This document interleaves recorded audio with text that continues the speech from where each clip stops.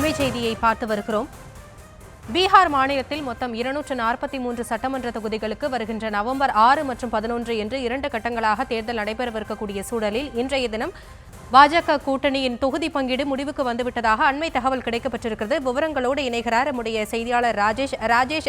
இழுபறி நீடித்து வந்த நிலையில கூட்டணி கட்சிகளுக்கு தற்பொழுது தொகுதி பங்கீடு நிறைவு பெற்றுவிட்டதாக தேசிய ஜனநாயக கூட்டணி கட்சியிலிருந்து அறிவிக்கப்பட்டிருக்கக்கூடிய சூழலில் எந்தெந்த கட்சிகளுக்கு எத்தனை தொகுதிகள் ஒதுக்கீடு செய்யப்பட்டிருக்கிறது உங்களிடம்?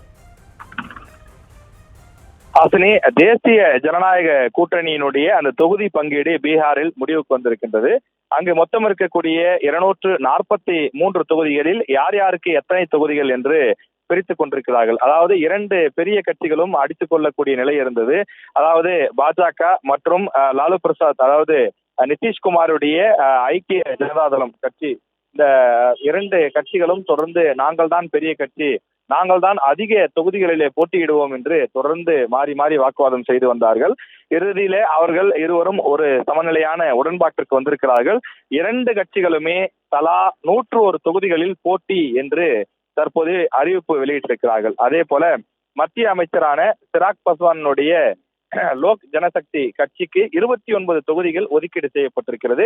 அவர் குறைந்தது 35 தொகுதிகள் வேண்டும் என்று கோரிக்கை வைத்து வந்தார்.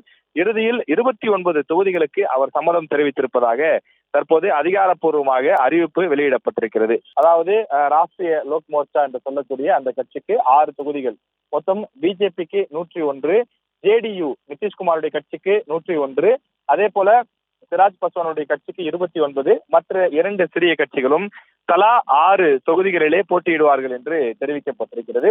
தேசிய ஜனநாயக கூட்டணி கட்சியினுடைய அந்த தொகுதி பங்கீடு என்பது தற்போது முடிவுக்கு வந்து அதிகாரப்பூர்வமாக அந்த அறிவிப்பு வெளியிடப்பட்டிருக்கிறது. இனி அவர்கள் யார் யாருக்கு எந்தெந்த தொகுதி என்ற பட்டியலை அந்தந்த கட்சியினுடைய அதிகாரப்பூர்வ லெட்டர் பேடிலே செய்தி குறிப்பு மூலமாக வெளியிடுவார்கள் என்றும் தெரிவிக்கப்பட்டிருக்கிறது. இனி பீகாரில் அவர்கள் பிரச்சாரத்தை தொடங்குவார்கள். அதே நேரத்தில் மற்றொரு கட்சியான எதிர்கட்சி வரிசையில் இருக்கக்கூடிய காங்கிரஸ் கட்சி மற்றும் லாலு பிரசாத்தினுடைய கட்சி தொடர்ந்து ஆர்ஜேடியு போன்றவை இந்த பேச்சுவார்த்தையில் ஈடுபட்டு வருகிறார்கள். அவர்களும் இன்று அல்லது நாளை இந்த தொகுதி பங்கீட்டை முடித்துக் கொண்டு அவர்கள் இந்த பட்டியலை வெளியிடுவதற்கான வாய்ப்பு இருக்கின்றது. இருவரும் தொகுதி பங்கீடை முடித்துவிட்டால் பிரச்சார களம் சூடு பிடிக்கும் என்றும் எதிர்பார்க்கப்படுகிறது.